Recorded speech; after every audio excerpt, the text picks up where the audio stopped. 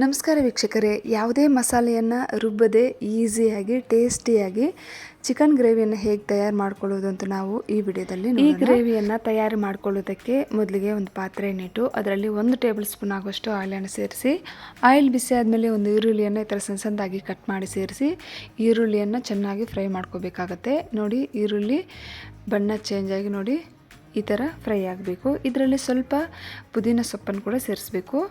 Just ಇದನ್ನು mix ಮಾಡಿಕೊಂಡು ಇದರಲ್ಲಿ ಈಗ 1/4 ಟೀ ಸ್ಪೂನ್ ಆಗೋಷ್ಟು ಅರಸಿನ ಸೇರಿಸಬೇಕು. ಅಂದರೆ ಬಣ್ಣಕ್ಕೆ ಎಷ್ಟು ಬೇಕೋ ಅಷ್ಟು ಅರಸಿನ ಸೇರಿಸಿ ಒಮ್ಮೆ ಈ ಥರ ಮಿಕ್ಸ್ ಮಾಡಿಕೊಂಡು, ಈಗ ಇಲ್ಲಿ ನಾನು 1 kg ಆಗುವಷ್ಟು ಚಿಕನನ್ನು ಚೆನ್ನಾಗಿ ತೊಳೆದು ತಗೊಂಡಿದ್ದೀನಿ.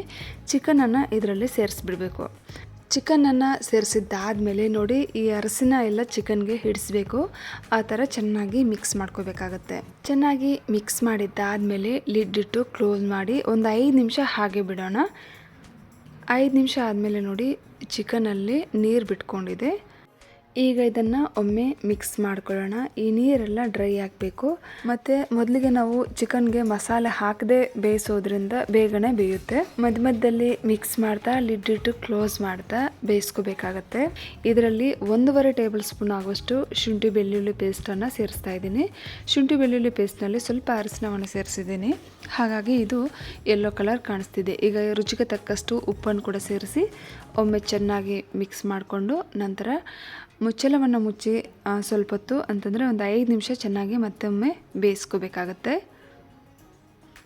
5 ನಿಮಿಷ ಆದಮೇಲೆ ಮತ್ತೊಮ್ಮೆ ಇದನ್ನು ಮಿಕ್ಸ್ ಮಾಡ್ಕೋಬೇಕು. ಹೀಗೆ ಮಧ್ಯದಲ್ಲಿ ಮಿಕ್ಸ್ ಮಾಡ್ತಾ ಇದನ್ನು ಚೆನ್ನಾಗಿ ಬೇಯಿಸ್ಕೋಬೇಕು. ನೋಡಿ, ಚಿಕನ್ ಅರ್ಧದಷ್ಟು ಬೆಂದಿದೆ. ಈಗ ಮಸಾಲೆಗಳನ್ನು ಆ್ಯಡ್ ಮಾಡೋಣ. 1.5 ಟೇಬಲ್ ಸ್ಪೂನ್ ಆಗುವಷ್ಟು ಧನಿಯಾ ಪೌಡರ್, 1 ಟೀ ಸ್ಪೂನ್ ಆಗುವಷ್ಟು ಖಾರದ ಪುಡಿ ನಿಮ್ಮ ಖಾರಕ್ಕೆ ಅನುಗುಣವಾಗಿ ಸೇರಿಸಿ, ಹಾಗೆ ಅರ್ಧ ಟೀ ಸ್ಪೂನ್ ಆಗುವಷ್ಟು ಗರಂ ಮಸಾಲ ಪೌಡರ್, ನಂತರ 3-4 ಹಸಿಮೆಣಸಿನಕಾಯಿನ ಅರ್ಧಕ್ಕೆ ಕಟ್ ಮಾಡಿ ಸೇರಿಸಿ, ಹಾಗೆ ಚಿಕನ್ ಮಸಾಲೆ ಪೌಡರ್, ನಾನಿಲ್ಲಿ ಅಚ್ಚಿ ಚಿಕನ್ ಮಸಾಲ ಪೌಡರ್ 10 ರೂಪಾಯಿ ಪ್ಯಾಕೆಟನ್ನು ಫುಲ್ ಒಂದು ಪ್ಯಾಕೆಟನ್ನು ಸೇರಿಸಿದ್ದೀನಿ. ಹಾಗೆ ಒಂದು 2-3 ನಿಮಿಷ ಚೆನ್ನಾಗಿ ಬೇಯಿಸಿ ನಂತರ ನೀರನ್ನು ಸೇರಿಸ್ತಾ ಇದ್ದೀನಿ. ಕನ್ಸಿಸ್ಟೆನ್ಸಿ ನೋಡಿಕೊಂಡು ಎಷ್ಟು ನೀರು ಬೇಕೋ ಅಷ್ಟು ನೀರನ್ನು ಆ್ಯಡ್ ಮಾಡಿಕೊಂಡು ಚೆನ್ನಾಗಿ ಬೇಯಿಸ್ಕೋಬೇಕಾಗುತ್ತೆ. ನೋಡಿ, ಒಂದು 10-15 ನಿಮಿಷ ಆದಮೇಲೆ ಚಿಕನ್ ಈ ಥರ ಆಗಿದೆ. ನಿಮ್ಗೆ ಗ್ರೇವಿ ಟೈಪ್ ಬೇಕಂತಂದರೆ ಜಾಸ್ತಿ ನೀರನ್ನು ಹಾಕ್ಕೊಳ್ಳಿ, ಇಲ್ಲ ಈ ಥರ ಡ್ರೈ ಆಗಿರಬೇಕು ಅಂತಂದರೆ ನೀರು ಕಡಿಮೆ ಹಾಕ್ಕೊಳ್ಳಿ. ತುಂಬಾ ರುಚಿಯಾಗಿರುತ್ತೆ.